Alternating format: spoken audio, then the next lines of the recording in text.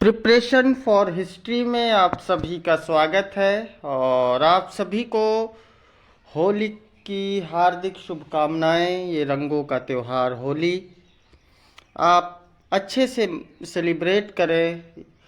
असत्य पर सत्य की विजय, अधर्म पर धर्म की विजय, न्याय पर अन्याय पर न्याय की विजय का प्रतीक यह होली आप सबके जीवन में नव खुशियां लेकर के आए और परीक्षा में आप बेहतरी से अपना परफॉर्मेंस दे पाए। प्रिपरेशन फॉर हिस्ट्री की ओर से आप सभी को होली की हार्दिक शुभकामनाएं। इसी कामना के साथ आज के सेशन की हम आगाज करते हैं।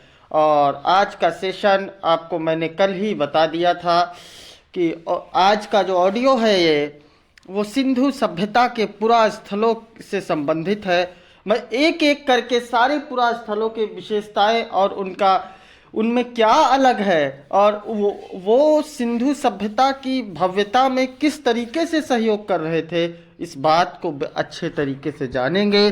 और हम यह भी जानेंगे कि सिंधु घाटी सभ्यता जो एक नगरीय सभ्यता थी, उस सभ्यता के शुरुआत कब से हुई। और ऐसा हम ये आपको बता चुके हैं कि 2650 ईसा पूर्व में अधिकांश विद्वानों के अनुसार ये कहा गया कि सिंधु घाटी सभ्यता की शुरुआत हुई। इससे पहले ताम्रपाषाण काल था, इसके विषय में आप जानते ही हैं।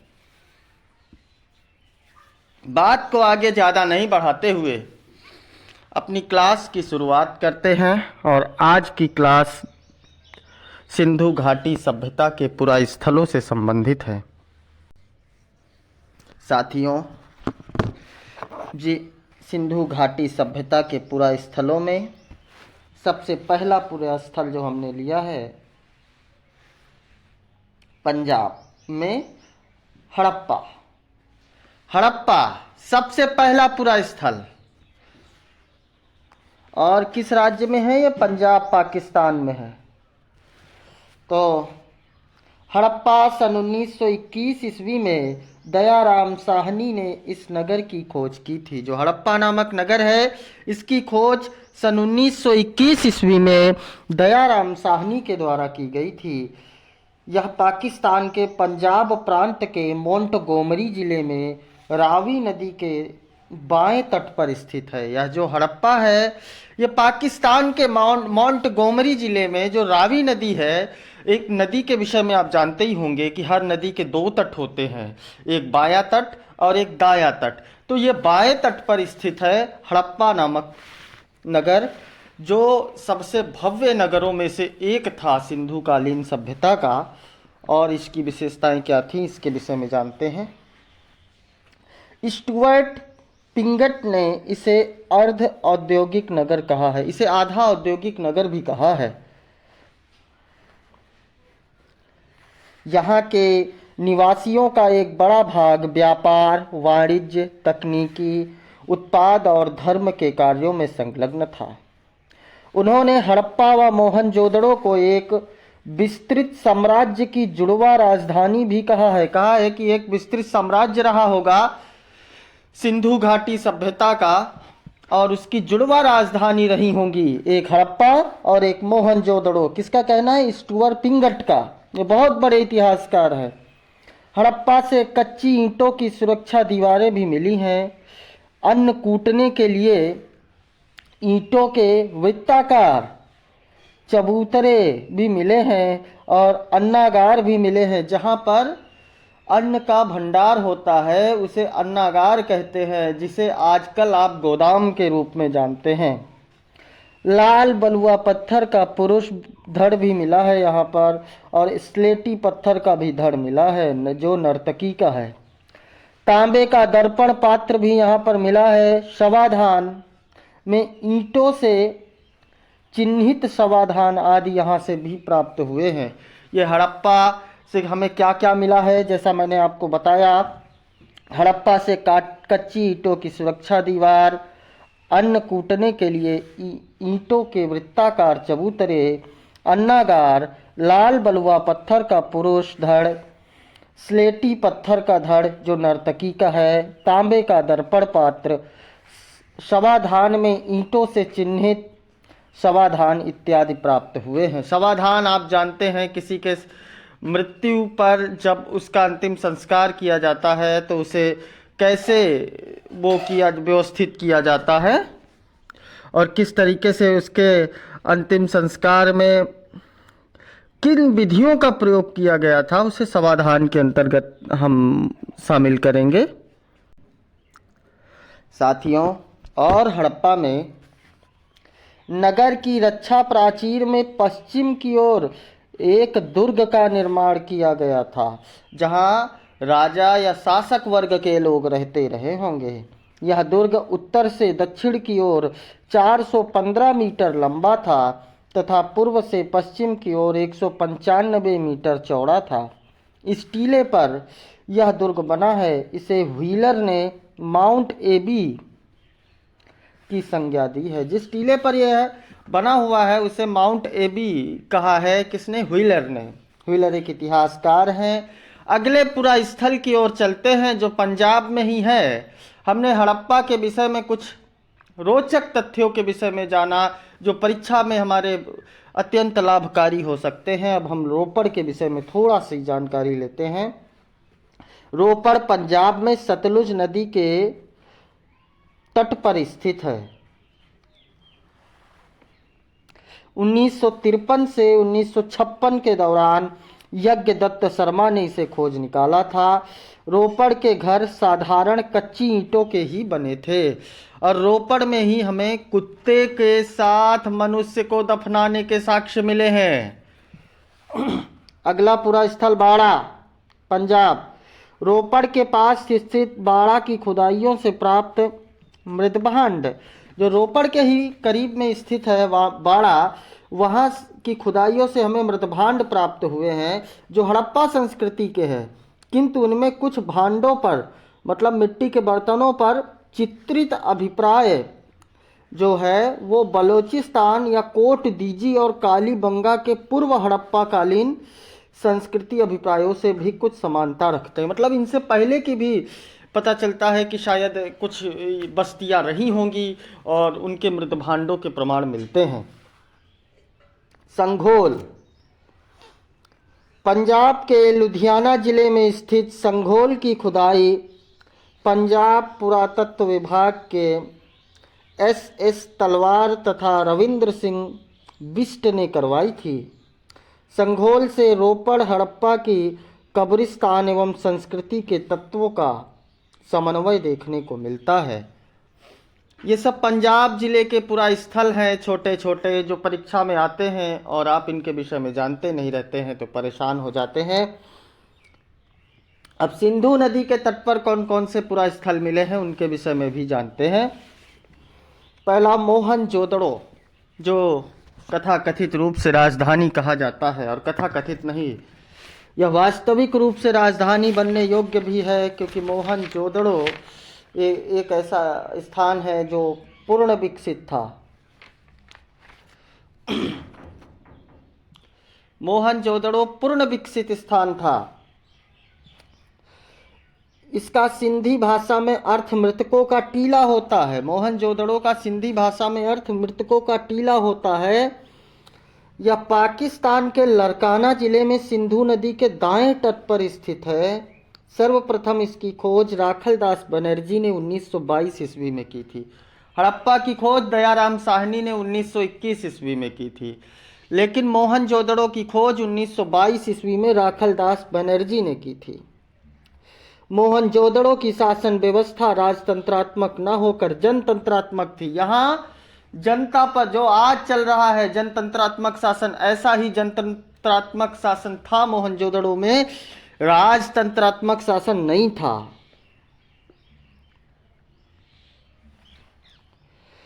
वृहद स्नानागार, मोहनजोदड़ो का जो सार्वजनिक स्नानागार मिला है मोहनजोदड़ो का सर्वाधिक महत्वपूर्ण सार्वजनिक स्थल है। इसके केंद्र में स्थित खुले प्रांगण के बीच जलकुंड या जलाशय बना होता था। जो ये स्नानागार है, इसके बीच में खुले प्रांगण में चारों तरफ से नहाने की जगह होती थी। जलकुंड या जलाशय बना होता था, वो सार्वजनिक होता था, वहां पर कोई भी जाके स्नान कर सकता था। तांबे तथा टिन को मिलाकर हड़प्पा वासी कांसे का निर्माण करते थे। एक नई धातु की खोज की इन्होंने, तांबा और टिन को मिलाकर के कांसे का उपयोग करने लगे। मोहनजोदड़ो से एक नर्तकी की कांस्य मूर्ति मिली है जो द्रवी मोम विधि से बनाई गई है। अगला हमारा जो पूरा स्थल है कोट दीजी। कोट दीजी ये भी सिंधु नदी के किनारे मिला है। यह सिंध प्रांत में स्थित है। यहाँ से 1935 ईस्वी में घुर्ये महोदय ने मिट्टी के बर्तन प्राप्त किए थे। किसने? घुर्ये महोदय ने यहाँ पर 1935 ईस्वी में मिट्टी के बर्तन प्राप्त किए थे। 1955 ईस्वी में फजल अहमद खान को उत्खनन के दौरान हड़प्पा सभ्यता के नीचे एक और सभ्यता के अवशेष मिले जिसे कोट दीजी संस्कृति नाम दिया गया। कोट दीजी की प्राक सिंधु बस्ती अग्निकांड से नष्ट हो गई थी। तत्पश्चात सिंधु सभ्यता के लोग इस स्थल पर आकर बसे। कहा जाता है कि पहले कोट दीजी की बस्ती रही होगी, लेकिन अग्निकांड हुआ और उसमें सारे लोग नष्ट हो गए। फिर सिंधु सभ्यता के लोग आकर के यहाँ बसे होंगे। तो कहानी को आगे बढ़ाते हैं। कोट दीजी के भवनों में नालियों का समुचित प्रबंध नहीं था।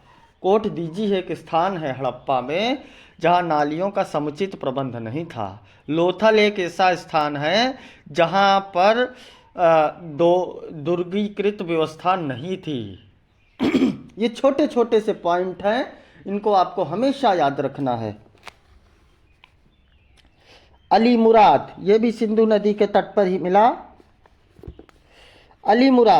अली मुराद सिंधु प्रांत में है, जो बाद में लगभग 32 किलोमीटर दक्षिण पश्चिम में स्थित है। जो ये क्या बोलते हैं अली मुराद है, ये अली मुराद सिंधु प्रांत में है, जो दाद नामक स्थान से लगभग 32 किलोमीटर दक्षिण पश्चिम में स्थित है। दाद से यह पाषाण खंडों से निर्मित प्राचीर से रक्षित, ये पत्थरों की प्राचीर यानी दीवार से निर्मित छोटा सा वर्गाकार क्षेत्र है जो 76 मीटर लंबा और उतना ही चौड़ा है। इस दीवार के अंदर और बाहर इमारतों के अवशेष हैं। यहाँ से एक कुआं भी मिला है।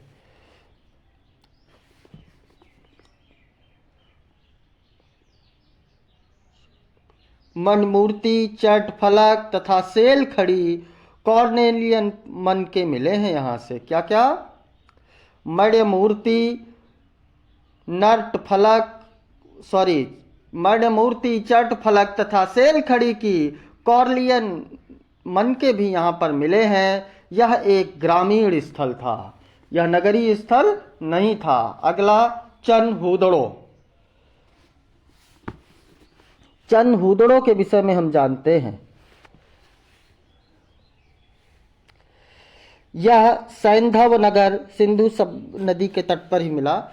यह सैंधव नगर मोहनजोदड़ो से 130 किलोमीटर दक्षिण पश्चिम के सिंध प्रांत पाकिस्तान में स्थित है। इसकी सर्वप्रथम खोज 1934 ईस्वी में 1934 ईस्वी में एन गोपाल मजूमदार ने की थी तथा 1935 ईस्वी में अर्नेस्ट मैके द्वारा यहाँ का उत्खनन करवाया गया था।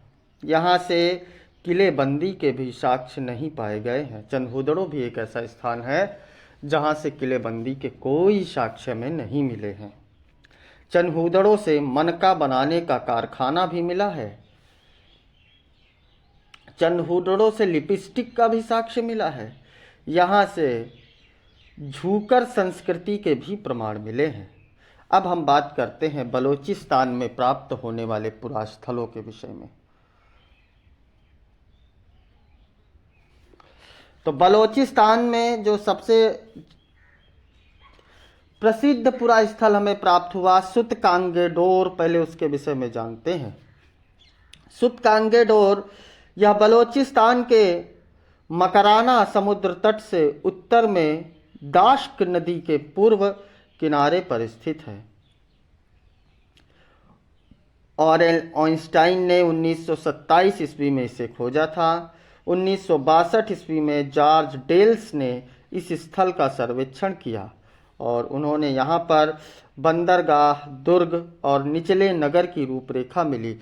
उन्हें यहाँ पर क्या क्या मिला, ये पता चला कि ये एक बंदरगाह है सुतकांगेडोर, और दूसरा दुर्ग है और या दुर्गीकृत नगर है, और यहाँ पर निचले नगर की भी रूपरेखा मिली। डेल्स महोदय के अनुसार सुतकांगेडोर समुद्र के बहुत समीप था और इस स्थल ने एक बंदरगाह के रूप में सिंधु सभ्यता और बेबीलोन के मध्य होने वाले व्यापार में महत्वपूर्ण भूमिका निभाई होगी। कहा जाता है कि ये जो सुतकांगेडोर था, इसने सिंधु सभ्यता और बेबीलोनिया की सभ्यता के लोगों के बीच में जो व्यापार हुआ, उस व्यापार में इस बंदरगाह का उपयोग किया जाता रहा होगा। हम अनुमान लगा सकते हैं, क्योंकि हम वहाँ की स्क्रिप्ट पढ़ सके नहीं है, इसलिए हम सिर्फ अनुमान ही लगाएंगे। यहाँ से नगर, दुर्ग और किलेबंद निचली बस्ती के साक्ष्य मिले हैं। यहाँ से नगर और जो दुर्ग है, नगर के भी साक्ष्य मिले हैं, ये ग्रामीण सभ्यता नहीं थी, और किलेबंदी के भी साक्ष्य मिले हैं, दुर्ग के भी साक्ष्य मिले हैं और निचली बस्ती के भी साक्ष्य मिले हैं। अब आगा सूतकांकोह, पहला सुतकांगेडोर, दूसरा सूतकांकोह। यह सूतकांगेडोर से पूर्व शादी कौर नदी के तट पर स्थित है। किस नदी के, शायद इस नदी का नाम पहली बार आप सुन रहे हो। ये जो सूतकांकोह है, यह सूतकांगेडोर से पूर्व की ओर शादी कौर नदी के तट पर स्थित है। इसे डेल्स ने 1962 ईस्वी में खोजा था। सूतकांगेकोह बंदरगाह न होकर समुद्र तट से और समुद्र से दूरवर्ती यानी दूर के भागों के मध्य व्यापार का केंद्र रहा होगा। अगला स्थल है डाबरकोट। देखिए, ये स्थल आपकी परीक्षा में बड़ा परेशान करते हैं, इसलिए कोई भी स्थल छूट करके नहीं जाएगा।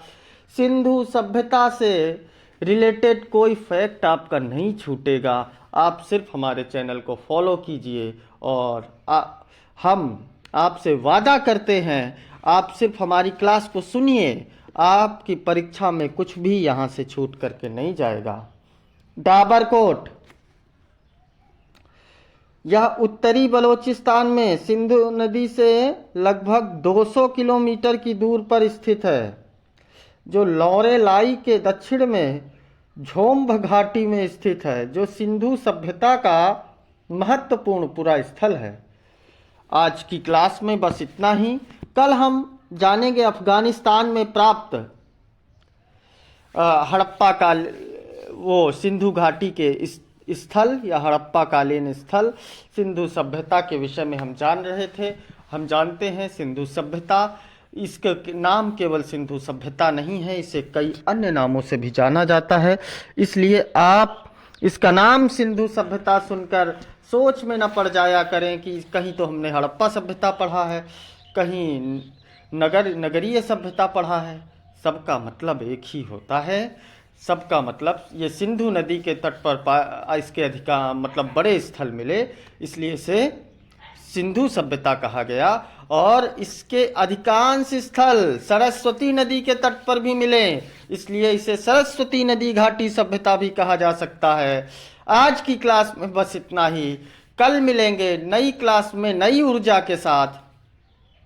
और आपको यदि हमारी शिक्षण शैली पसंद आ रही हो तो सब्सक्राइब, लाइक और शेयर पर जरूर ध्यान दें, लेकिन बेल आइकन को दबाना भी ना भूलें। धन्यवाद, नमस्कार। आप सभी को होली मुबारक प्रिपरेशन फॉर हिस्ट्री के ओर से।